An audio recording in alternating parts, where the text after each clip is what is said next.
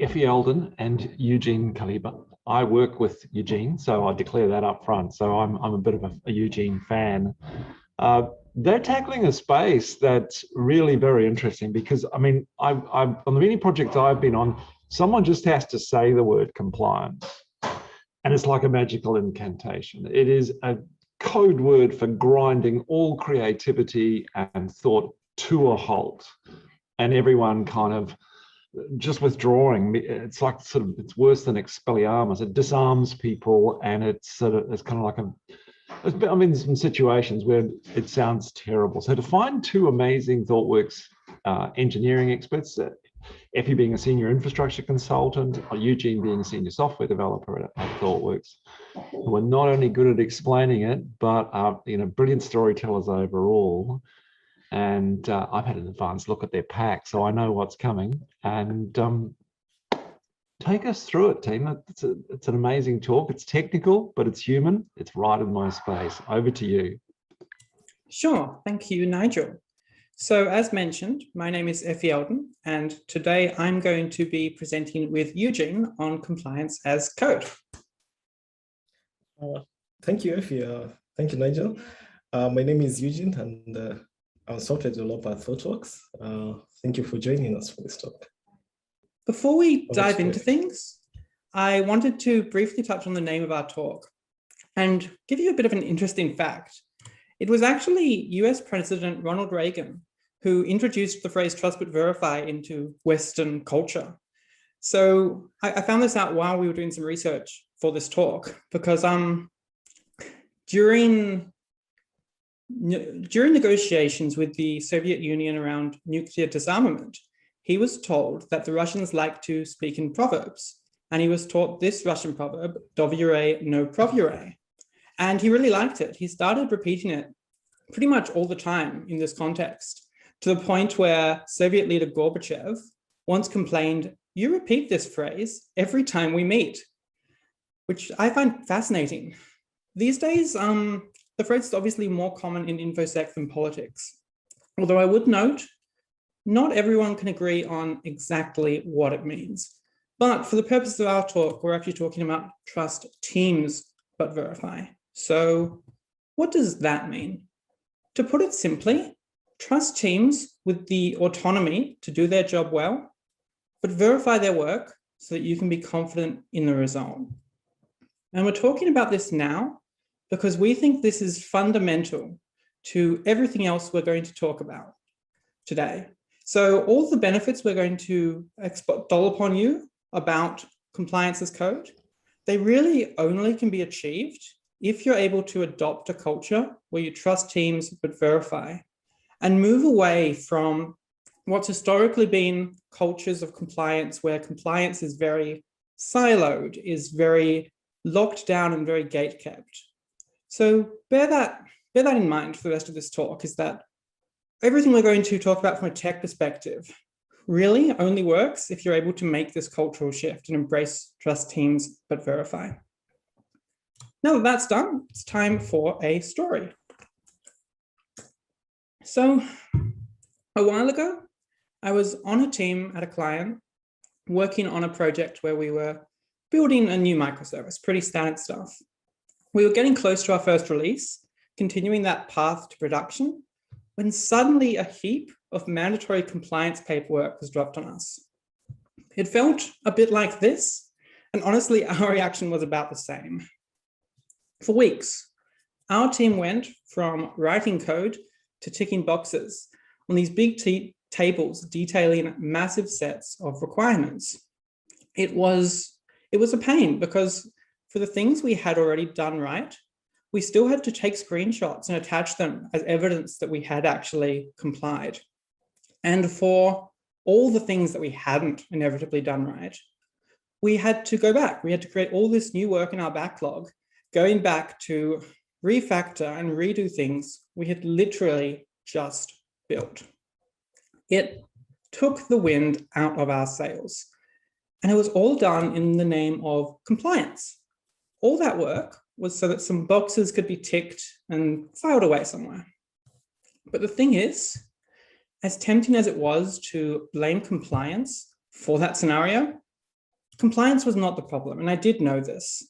Compliance isn't an inherently painful, slow, tedious thing that exists to make developers' lives miserable. It's not. Because when you come right down to it, compliance is just about rules and standards. It's about keeping things consistent. And as someone who works in the cloud infrastructure space, as someone who is a privacy advocate, I know that compliance is genuinely important. As we've heard earlier today, the consequences of not getting security right can be devastating for users and customers. So compliance, it keeps people safe. But it's also not just about security, as much as we all tend to conflate it. Compliance can also be the reason that a visually impaired person is able to use your website or not. But if compliance wasn't the problem, what was? Well, the way I see it, it was the process and the culture. The way compliance was being handled, the process of compliance and the culture created by that. It was all happening too far away from my team, from the ones actually building and delivering software. It was all happening too late in that path to production, too late in our software development lifecycle for us to be able to incorporate it well, or for it to be something that didn't completely derail our release. And it resulted in too much work, both because it had come along so late, but also because of the manual nature, both the manual nature of attesting and the manual nature of having to fix everything when there was things that weren't compliant. And it was just too inefficient as a result of all this. And naturally, that led to it being really, really painful. But the thing is, this wasn't some isolated edge case. This wasn't some random story.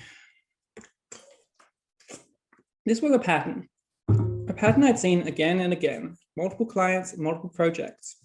Compliance was this awful box-ticking, time-wasting process that made everyone's life worse, as Nigel pointed out earlier.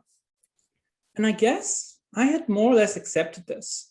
I accepted that this is how it had to be, that these sacrifices had to be made in the interests of security and user protection and regulatory compliance. Until one day, when I started working on a project with Eugene, which was a project aiming to do these things differently. And I realized it doesn't have to be this way.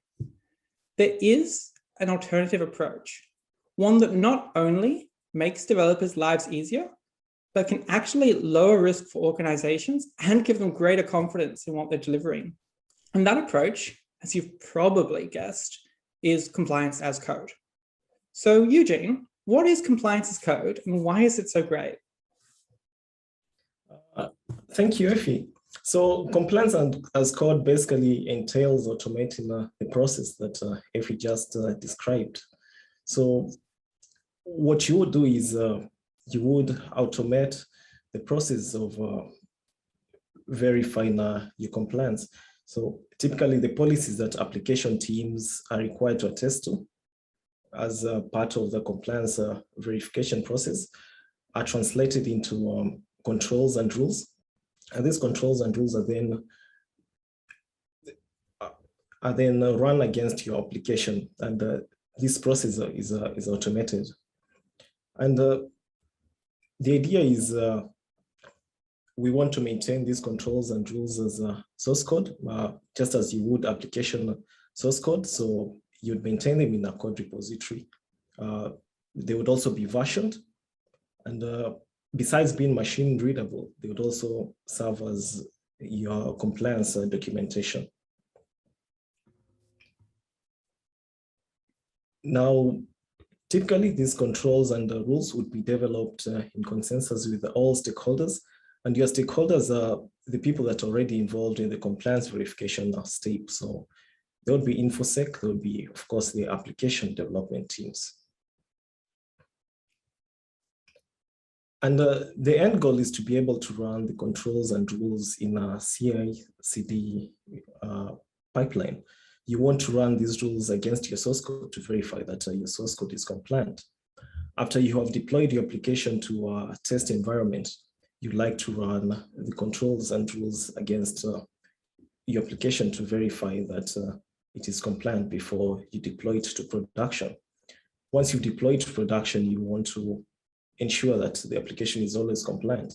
So you're still going to be running these controls and rules against an application that's running in production. So why should you do compliance as code? Now, there are two broad perspectives here. Remember, it's very important for you to verify that your application is compliant before you present it to your customers. But then at the same time, you want to run your compliance verification in such a way that it does not become a bottleneck in your release cycles. You don't want compliance verification to slow down your releases. So compliance as code improves efficiency in software delivery, while still at the same time ensuring that you're releasing only compliant software. And thanks to the fact that compliance verification is automated, you're able to distribute the task of running compliance. So traditionally, compliance would be run by a single team, and most of the time, this would be InfoSec. But then once you automate compliance verification, literally every team can take ownership of its own compliance verification step, and you get away with the bottleneck of compliance being run by just one single InfoSec team. And additionally, you have the added benefit of errors being detected much earlier in the software development life cycle. And more often than not, remediation for such errors involves code changes. So you're able to fix these errors much quicker than you would be if you had detected them, for instance, just before shipping to production.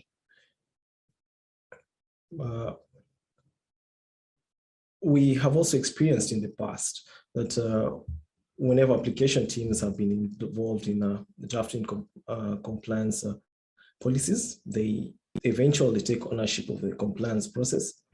And the result of that is that it has led to greater accountability, as compliance then becomes more than just an InfoSec concern. So all in all, we can conclude that compliance as code leads to happier teams. Let us discuss how to go about compliance as code. Now, we're going to walk you through steps we suggest you should follow when getting started with compliance as code. And one thing we'd like to note is it's important to follow an agile and iterative approach as when you're doing compliance as code for the first time.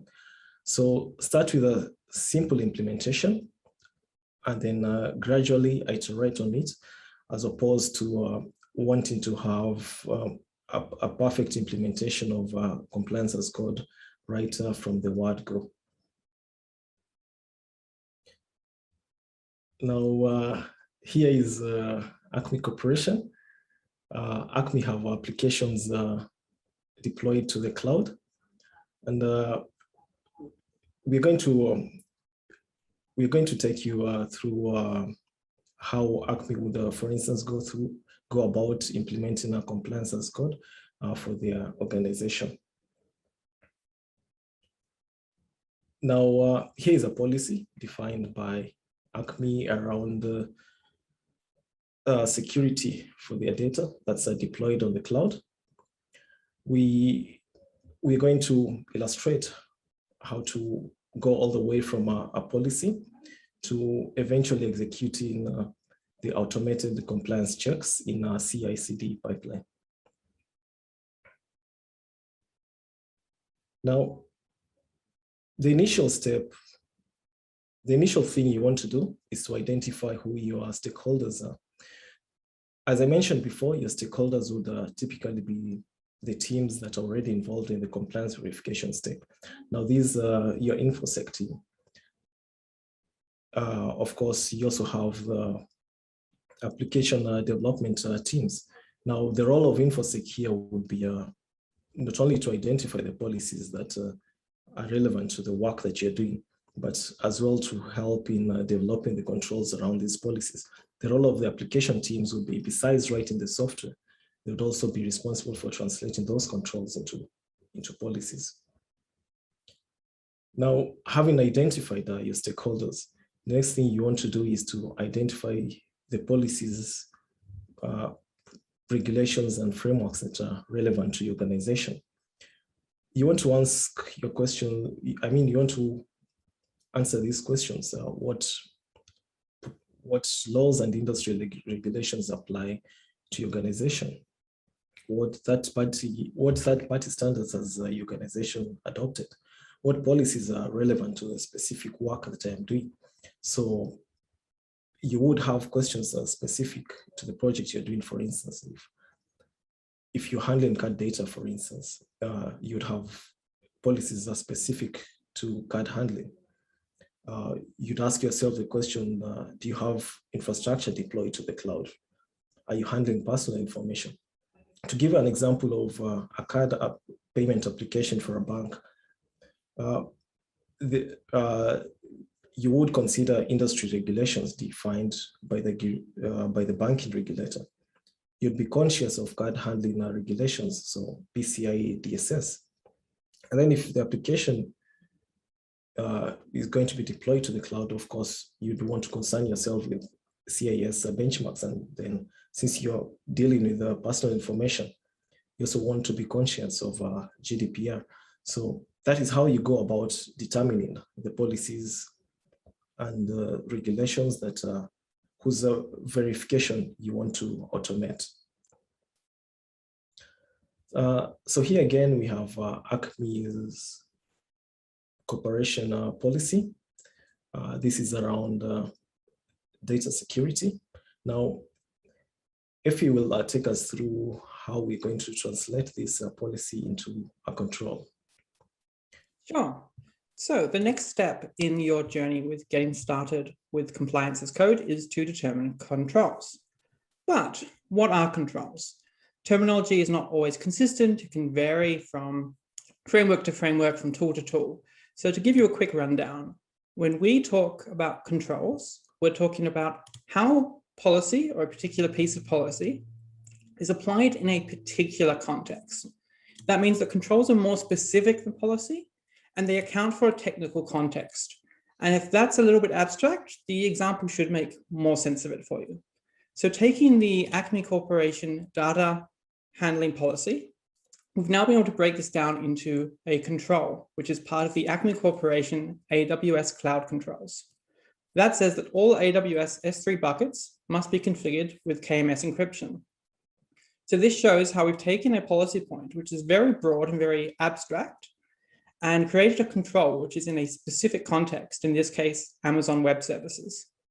Now, in a real world situation, you're likely to have multiple controls stemming from that policy point, because generally you end up operating in multiple contexts. So as an example, you would likely have a separate control as part of Acme's local device controls, which talks about how you ensure data is encrypted at rest on developer laptops. But for the purposes of this talk, we're going to focus on the AWS Cloud Control. One other thing I want to mention before we go any further is that controls and rules can be broken down into two categories. You have preventative measures. They're built to stop a compliance breach from occurring. They're built in such a way that they prevent non-compliance. And then you have detective measures, which are built to find compliance breaches that have occurred, to find non-compliant things. Now, if you look at those two categories as they're summarized here, it might be obvious to you. You might think, well, preventative measures are much better. I don't want something that's non-compliant. I will just deal with nothing but preventative controls and preventative rules. Unfortunately, the real reality is it's a little more complicated, because preventative measures, while they do tend to lend themselves to fast feedback, and local feedback can even be possible, The drawback is that they're tightly coupled to an implementation because by their nature, they have to be at the source. And as we know from software development, tests that are too coupled to an implementation can be flaky, can be harder to write and harder to maintain. And in this case, it means that there's some limitations on what you can test and how easily. To give you a real world example, one that we're all too familiar with, let's look at the current pandemic and the current efforts in place to stop and reduce COVID-19 transmission. There are a whole bunch of preventative measures for stopping COVID-19 transmission that we are all familiar with. Things such as washing your hands, wearing masks, social distancing, and reducing non-essential visits. But even with all these preventative measures out there, they're not enough alone to stop the spread of COVID-19. And that's both because the measures aren't 100% effective and because the measures have to be applied at the source, and they're not always applied at the source. Not everyone wears a mask literally everywhere. And so for COVID-19, we find that we also need detective measures, which in this case are saliva tests.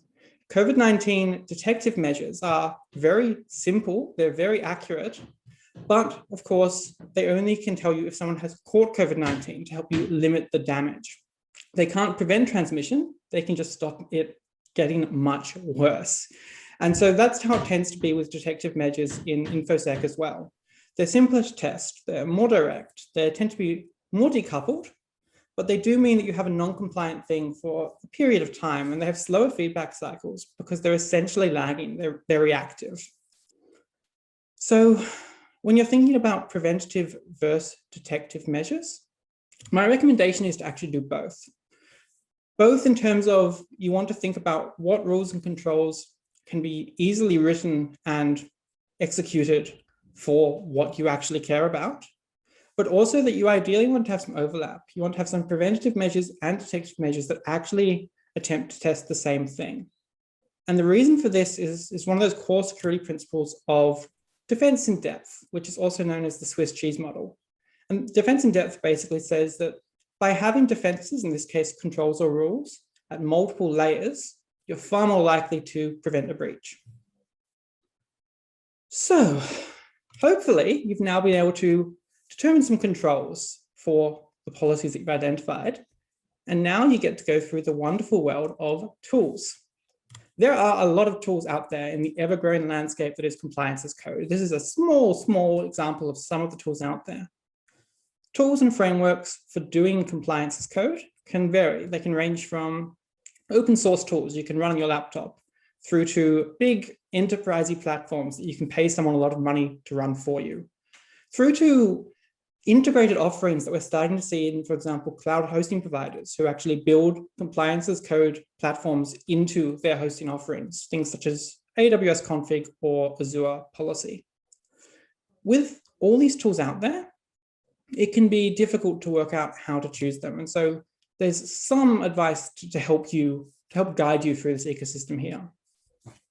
One thing I would also mention though, there's a lot of things that are going to go into how you choose a tool. And a lot of those aren't specific to compliance as code. They're just good practices and existing methodologies we have for choosing which particular piece of software, which tool, which framework to use. And those mostly apply here as well. But there are also specific compliance as code considerations to take into account. And the first one is obviously suitability. If you take nothing else away from this talk, please take away that you need to choose the right tool for the right job. And you need to look at what tools are going to work well for the context you're running in and the controls you're hoping to enforce. And if you do choose a suitable tool, you hopefully will actually have some pre-built rules for you. A lot of frameworks out there have pre-built sets of rules that you can activate or enable, either as part of the product or as part of third-party open source offerings alongside the product. And this can save you a lot of time. Not only that, but it tends to give you a more reliable result because it's a rule that you're not having to maintain yourself. And so a good message here is don't reinvent the wheel. Don't try and write your own compliance rules. If there's pre-built rules out there that will do that, and definitely don't try and write your own compliance as code tool. Just don't. But at the same time, it's rare that a tool is going to give you everything you need. So you are going to need to also look at how extensible a tool is, how easy it is to write custom rules, and how easy it is to test those as well. Because a rule is only as good as the tests you can run against it. You need to be confident that your rules are actually going to run correctly and catch non-compliance. And related to that as well, there's the concept of observability. How does your tool go about running? How does it output its results? How can you easily interpret those as a human or with another tool? And we'll get into that more a little bit later. One final point to make here is embrace the polyglot. And what I mean by that is choose the right tool for the job. Sometimes what you actually need is a few very distinct jobs. And in that circumstance, choosing multiple tools, each one designed for that specific job, is a far better idea than trying to make one tool do a whole bunch of things it really wasn't designed to do. So bear in mind that if you're choosing the right tool, it might actually be multiple tools, and that's okay. Now, hopefully you've been able to navigate that ecosystem, and it's now time to actually get down and write some rules. And I'm going to hand over to Eugene to walk us through some rules. Thank you, Effy. So having implemented the controls, the next step is now to enforce rules, to implement rules for enforcing those controls. Now, the output of this code would be the source code that will eventually run in your CI/CD pipeline. Now, how you'd go about implementing rules is you'd either write a rule in a language supported by the tool that you have picked, or in other cases, you might simply have to just toggle on a rule that already ships with the tool that you have picked. Now, implementations of rules can be both complex and simple. You might end up doing a single rule per control. At the same time, you might need multiple rules to implement just a single control. You could also end up having to use more than one tool for a single control. It's important to be flexible at this point. So once you've implemented your rules as source code, what do you do next? Remember,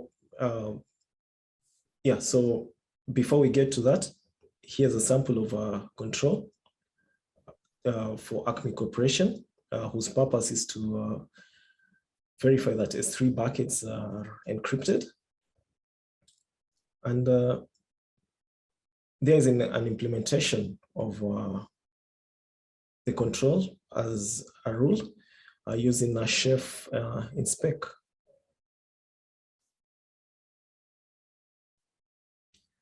Yeah, so here we are. We have gone from a policy. We implemented a control out of the policy. And then we have implemented a rule to verify the control.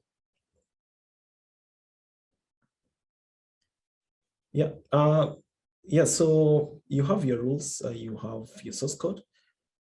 The next thing to do is to wire them up to your CI/CD pipeline. Remember, we are trying to automate this compliance verification step. Now, what we found in the past is when you get to this point, you might realize that you need to improve on your initial implementation of the rules. Now, this speaks to what we said before. You should take a very agile and iterative approach to implementation of compliance as code. So you might realize at this point that you need to optimize your rules, for instance, to run faster in your pipeline. You might notice that your pipeline would slow down significantly once you've wired up compliance verification. So you would need at this point to pause, tackle duplication, for instance, in the implementation of your rules, and optimize your rules before you proceed. So again, it's always best to take an agile and iterative approach. You might not get very optimal rules right from the word go, but keep improving them as you run them in your pipeline. Now, here's a sample pipeline run of compliance verification. We built our application, we deployed it to the cloud, and then we ran a compliance verification. And as you can see, it was not successful. Now, we're going to discuss how to handle results of compliance as code in a moment. One takeaway, one thing we want to emphasize at this point is to build compliance in at every stage. So in the spirit of defense in depth, we suggest you should have compliance as code wired into your local development environment. Now, you might not be able to verify much on your local environment, but then you should try and have as many preventative controls as you can. And then, of course, have additional controls in your pipelines as well. And then once you have deployed your service to non-production, at that point, you should run compliance verification to verify that your service is compliant before you deploy it to production. And even after you have deployed the service to production, it's important to run compliance verification at this point to ensure that your service is always compliant and nothing breaks after you have deployed it there. Yeah, so you have implemented the controls, you've implemented rules, and you have executed them in your CI/CD pipeline. You have results. What do you do with them, Effy? Yes, so going back a bit to the rule we wrote, wow, that's a tongue twister. We can actually see what happens when we execute that with chef inspec. So you can see here, I've run inspec with the command line. I've targeted an AWS account and it's loaded up the Acme Corp security profile. We can then see that it's evaluated the buckets in the account and that one of those buckets was compliant and one wasn't. And then we get a nice little summary at the bottom of all our controls and the results. But that's not enough, as mentioned. While we have now got results at the bottom of our little breakdown, we need to actually think about how results are handled. So when you're reviewing results, there's a lot that can go into this, but to touch on it briefly, first off, you need to think about remediation. How do you actually address issues found? And there's really two types of issues that can be found here. There's both issues with actual non-compliance of resources and issues with false positives from the compliance code. And so you need to think about how you have good systems in place to handle both of those eventualities, especially in a model where the team who are maintaining the compliance code aren't necessarily the first team seeing the results from, say, a CI pipeline for an application. You also need to have a think about how results are collected and stored. And as I mentioned, this can vary quite a bit depending on the tool you're using, where it's running, and whether your organization tends to be more centralized or distributed with, for example, cloud accounts. It's worth having to think about alerting and feedback specifically. How do developers and security teams actually know what's going on? Obviously, CI/CD steps can be a good way to get clear feedback and make sure that developers pay attention, but they're not always possible. Not all tools run within a pipeline. And there's also other mechanisms that can work well. I personally am a big fan of chat ops, basically using webhooks and using integrations to bring useful informational alerts into the workspaces developers are already hanging out in. So Slack, Microsoft Teams, Google Chat, and similar, which especially in the age of this pandemic is particularly relevant. And lastly, it's worth having to think about monitoring and how you can generate reports or dashboards that summarize things at the levels that are useful to your organization. And those levels might be particular organizational units or business domains, or even the organization as a whole, and how you can get aggregate reports to let stakeholders at each level have a clear sense of their compliance situation. So with that, we've hopefully now been able to lead you on this journey from planning all the way through to reviewing results and giving you a bit of a sense on how you can get started with compliance as code the right way. But there is one more thing to touch on, which is compliance as code done wrong. I'm going to need a minute.